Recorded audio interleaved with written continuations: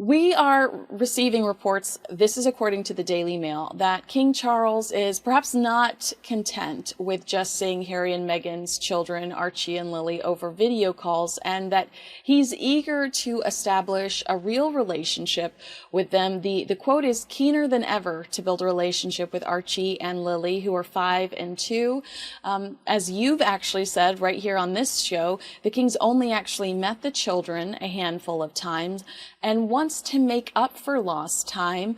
I think that any grandparent, especially one that is so far away, is probably going to yearn for his grandchildren.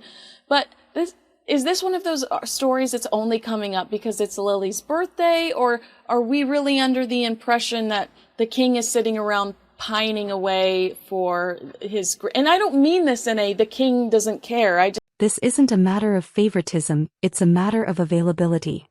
A royal title doesn't come with an automatic family connection, you actually have to show up for that. Now, I have a slight issue with this handful of times claim. Let's rewind a bit, shall we?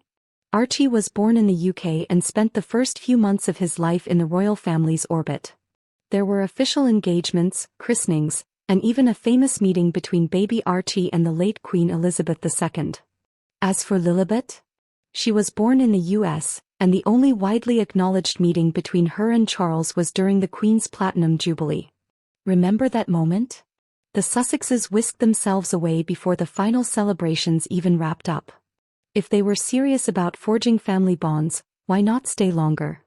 Why not allow the children more time with their grandfather?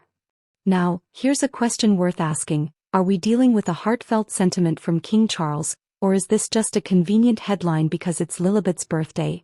The royal family has always been an easy target for speculation, and let's not forget, Harry and Meghan's PR machine thrives on keeping their names in the press. And, of course, there's another possibility. Maybe Charles genuinely is frustrated. Maybe he's tired of feeling like a FaceTime grandparent while his son and daughter-in-law take every opportunity to distance themselves further. Either way, the real losers in all of this? The children. No matter how much animosity exists between Harry, Meghan, and the monarchy, denying a relationship between Charles and his grandchildren is cruel. Whatever happened to all that talk about compassion? Charles isn't demanding exclusive visitation rights, he's simply hoping for more than a glorified Zoom call. And let's talk about double standards for a moment. When Meghan Markle married into the royal family, we were subjected to endless speeches about the importance of family. Yet, Meghan hasn't spoken to her own father in years, nor has she repaired relationships with most of her extended family. Prince Harry, once the people's prince, cut ties with nearly everyone outside of Montecito.